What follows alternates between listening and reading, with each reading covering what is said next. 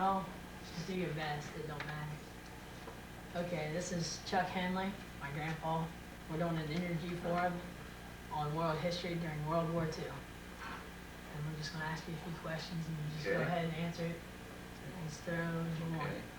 First question is, how old were you when you enlisted in the war? That's what I thought you were going to answer me. Well, let's see. I was 20 years old. 20 years old? Right. And what did you mainly do in the war? Did you?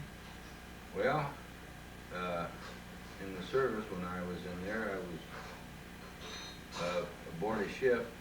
I went in the service in I was in the service in 42 to 46, and I was aboard ship for a lot of that time, and I was with the deck force, and I was also a mail clerk aboard ship. Yeah. All right. Did you do anything else before the war? Oh yes. What Well, else were you before doing? the war? Yeah, before training. Or, Yeah, we went in, we had our boot camp. We had it was during the early part of the war, and in 1942 they needed the sailors so bad that I only had four weeks of boot camp in Chicago, Illinois. Then I went from Chicago, Illinois to Norfolk, Virginia. Then I went from Norfolk, Virginia up to a place in the southern part of Maryland called Solomon's Island, Maryland, which was on the southern part of Maryland, and it was on the Chesapeake Bay where we was an amphibious base. And what we did there was train boys that was on amphibious ships. You don't know what amphibious ships No. was, but amphibious ships was LCTs, LCIs, LSMs, and LSTs basically. And these are the ships that hit the beaches over on the islands. In other words, they would hit the beaches and leave the boys off of it. We would carry their equipment over there. so your ship had a lot of equipment on it. We carried off and on, we had equipment all the time. What types of equipment were on the ship? Any kind. We had Sherman tanks. Back in those times we had like ducks. We carried over in Aishima, we carried what we had over there. We was the flagship of the harbor, and we had a whole shipload of 50-gallon drums of octane gasolines for fighter planes on Aishima. All it would have taken was just one spark to blow that thing into the kingdom come. No smoking on the ship then? Yeah, you could smoke aboard Okay. ship, but you didn't dare. All right. Yeah, that was on the tank deck down underneath. Oh, all right, I see. Yeah. And when you weren't fighting or moving supplies in, when you're going to island, what did you guys do most of the time? Like clean the deck or? Yeah, I was on the deck force, and I had I was assigned to a gun. We had 3 different guns aboard our ship there when we was over in the alertness of the war, you know. When we was over in the battle area, we had 50 caliber guns. We had 20 millimeters and 40 millimeters. I was on a 20 millimeter guns and a 40 millimeter guns. All right. What do you remember most about the war? A specific fight or? Well, the most specific thing that I remember about the war was that I can actually say, I don't know that you know what suicide planes were. You Right, ever hear kamikaze. of Yeah, okay. Well, from I don't know where you're at on your question, but when we first run into these suicide planes was over on Leyte. That's an island on over in the Philippines. And when we were over there, that was our first major battle. Was over in the Philippines. I was on about all the islands. About 80% of the Philippine Islands is made up of a lot of different islands, and I've been on about all of them, except only a couple. And that's where we run into the Japanese. They call them the suicide planes. And you know, when they left their base in Japan, why they knew they wasn't coming home, you know, because they would run their planes, dive their planes right into the ships. Were there any ships around you that got hit by the Oh yes, kamikaze? yeah. What happened to them? Well, Was it just you don't really panic or- know. We had one LSM that got hit right off about 600 yards of our stern one night, and it just blew the whole thing right up. Oh, But then what happened was a lot of these ships over there that your bigger ships. Now our ship was a ship of 328 foot long, 50 foot wide, and we only carried a complement of people of about 127 plus 10 officers. That was our ship. And the ship that we relieved over in Aishima, that was a little island north of Okinawa where Ernie Pyle got killed. And we was only 500 yards from where he got killed on this little island between Okinawa and Aishima. The ship that we relieved got hit by a suicide plane. It got sunk. That was the ship that we relieved over there when we become flagship of Aishima. So when the kamikazes came, did you guys bunch together, or did you all spread out across? No, you mean Was ships? Ships wise? Right, the ships. No, you was on your own. Oh, you didn't. There was no special way to fight you against couldn't. them. You know, you was on your own. You couldn't get together because you didn't know they were coming. Mm-hmm. For example, today's is a sunshiny day outside, and when these planes would come over, if we'll say there was a dozen ships in this particular harbor, these planes would come in and out of the sun, so you couldn't see them because looking toward the sun, it was hard to see until they got right upon you. Oh, so they bombed you guys during the day? Oh yeah, they was night too? That's right. They bombed us day and night. Yeah, that's right. We shot down several of them ourselves. Our own ship. Just in your... Our ship alone. Right. Yeah. Mm-hmm.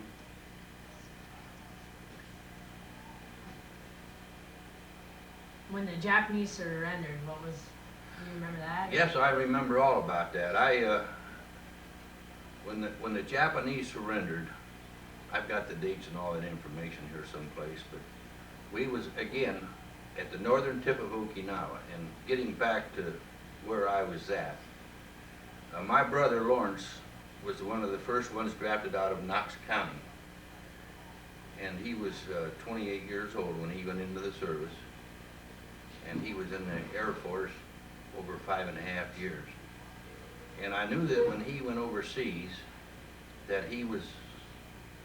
knew that he went to the Pacific. I knew that he did. And the best thing that I can remember that actually happened to me, that you might say, in my time of military service, was that I'd gotten a letter. I was a mail clerk at this particular time, and I had gotten a letter from my brother, and he said that he saw the Japanese plane land that was coming over to to stop the war.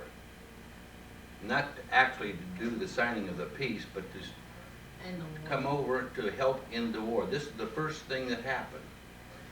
And so I told my skipper, our captain aboard ship, I said, well, now if my brother saw that, Okinawa is here. Here's Okinawa, and there's Aishima is over here, and our ship is anchored almost in between. So I told my skipper that if I think right, my brother saw what I saw, so my brother has to be on the northern tip of Okinawa. And this is when the Japanese sent. He sent a half a dozen planes over in convoy. This is the beginning of the start of the peace treaty. And they were Bettys, and they was identified. And we weren't to shoot at them because they landed on this island here by Aishima where Ernie Pyle got killed. And so then, the skipper said to me, he said, I showed him my brother's letter, and he said, Chuck, he said, I think you're right. He says, you want to go over and see if you can locate your brother on Okinawa? I said, I sure would like to. So he said, there's a PT boat coming alongside to pick up water and fuel at 1300. He said, why don't you get aboard that PT boat and go over there at Okinawa and see if you can find your brother.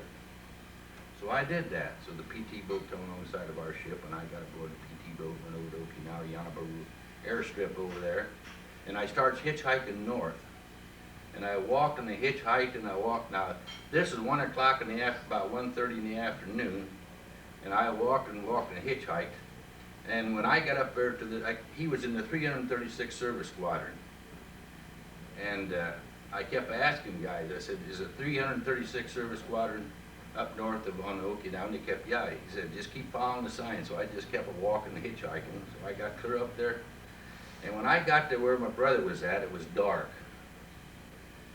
And I walked up to this place here, and where these guys was, part of his men. And I said, you fellas know Sergeant Lawrence Henley? So we sure do. So they made an announcement over the PA system, and my brother came forward. So that right there was one of the great things for me, because I didn't get a chance to see him too much after that. He was able to find him. I found him. Yeah, I found him. What was Okinawa? Did we take that island when Yeah, we was we fighting? did. Yeah. So was Yeah, there... we got a battle star for that. Yeah, we hit from D-Day on, and then we went around to,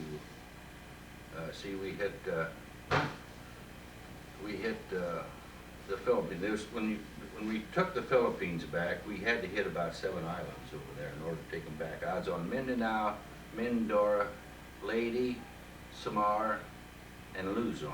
I was on 3 of them islands, which we had to take back, had to take them back before that was just part of it. After they took the islands, was there still any fighting on it, or were they rebels? Well, see, I was in the Navy, see, so what we were doing was taking supplies and men over to these islands, each individual islands.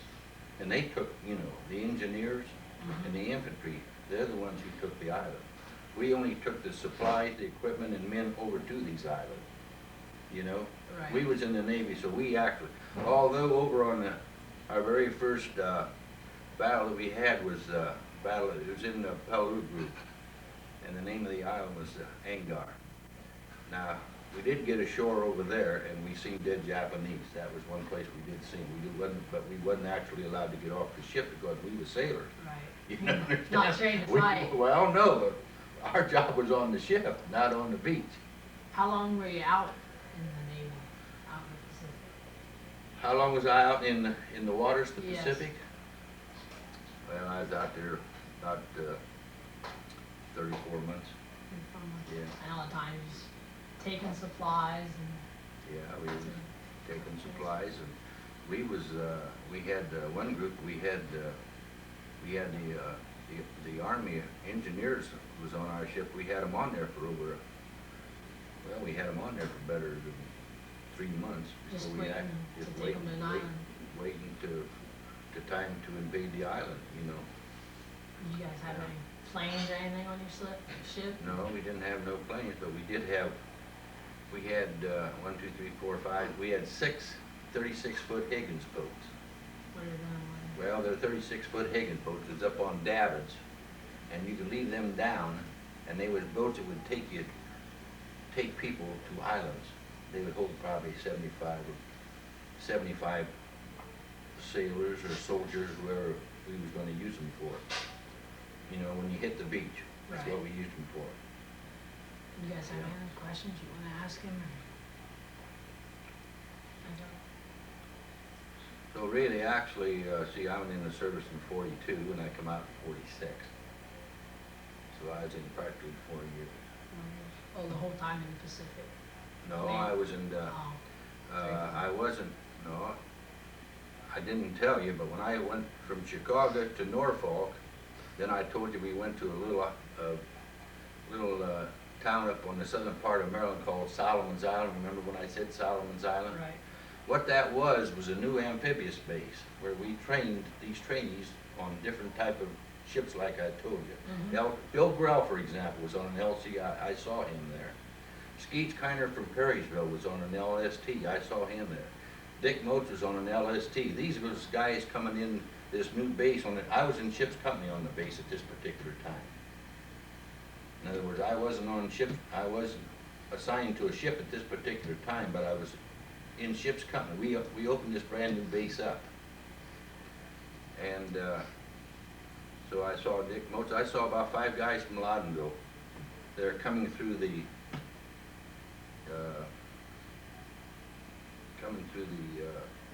new base there in Solomon's Island, Maryland, there for amphibious training. Right. that was, then from there is when I volunteered actually for sea duty. I wouldn't have probably had to go to, but I was in ship's company, and all my friends around there was getting assigned to ships. And I thought that, you know, there's nothing worse than being a land sailor, you know. You got to get out there where the salt water is, you know. So me and about 7 or 8 other guys in our particular communications department where I worked at this particular time. While I was there, I was working in the communications department. And there's about 10 in our own department volunteered for sea duty, radioman, signalman, and whatever else. And about 6 or 7 of us got on this same ship. Same crew at that particular time. When they signed you to a ship, you're first assigned to a crew. We had a crew number, 43, whatever it was, 63 or something like that. And then we went from there. And our ship, I didn't tell you that, but once we got assigned to our crew, we was assigned to a ship, which my ship was LST 688. We just come back from our reunion in Philadelphia, Pennsylvania. We just come back here Labor Day. And it's quite a thing to see your buddies aboard ship there again, you know. And so that's about all there is on that. All right. Oh, I think that's about it. Anybody else have any questions? Think of anything else? Yeah, being in the Navy like that, it's quite an experience. I'm a firm believer that military doesn't hurt anybody. Military service did not hurt anybody. Now, my brother was one of the first ones drafted, like I said, back in 1940, before Pearl Harbor. And like I say, he was in the service over 5.5 years. Then my other brother was a fighter pilot, Ed. You know Edgar, Uncle Right. Edgar. And he was a fighter pilot over in the Korea War. He was a jet fighter pilot, and he flew about 126 missions over in Korea. And he come out of the service as a lieutenant. Or not a lieutenant, but a colonel, full colonel. And so, but I think that military service for young men today is 2-year service, that we would have less problems, disciplinary problems and everything, if all young, regardless of who they are, would go in the military for 2 years and come out. I think it would help straighten things out. That's my opinion of it. All right. Okay. All in one. Okay? Okay. Well, thanks a lot. You bet. Glad to do it. I don't know how we did, but tried to do the best I can. No notes